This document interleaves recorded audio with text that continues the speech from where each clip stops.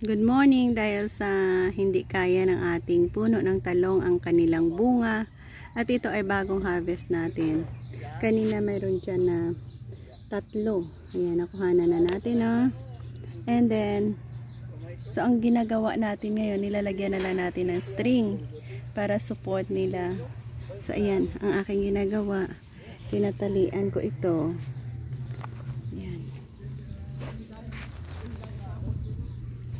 Tinatalian ko siya para support niya.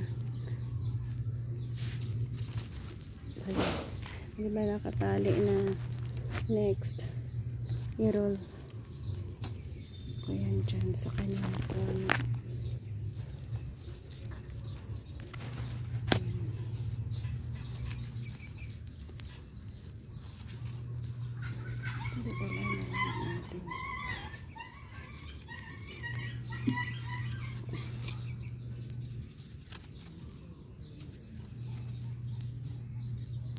Tama ba?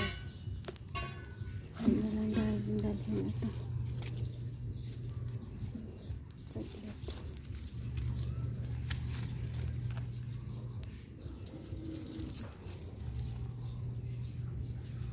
Dito na lang tayo magpo-focus sa puno. Huwag na lang yung ayan. Isa pa.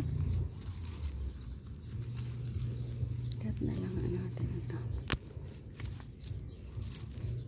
Ayan. Tapos ganyan.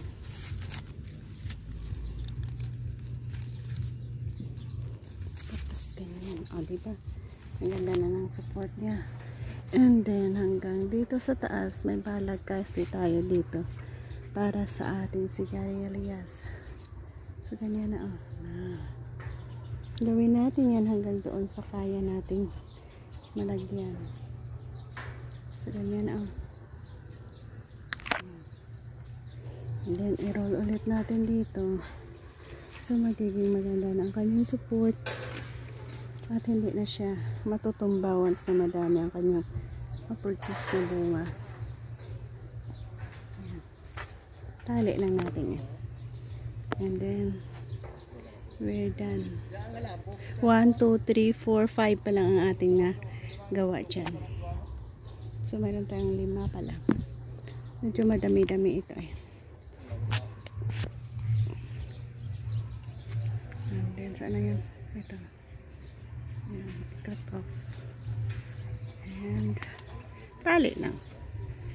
Para to secure. Ganyan lang. Ayan, okay na ito. At least na, naipakita ko sa inyo kung paano ko guidean para hindi matumba ang ating puno ng talong na madaming bunga. Or malalaki ang kanyang bunga dahil hindi kaya ng kanyang puno, kaya lagyan natin ng string.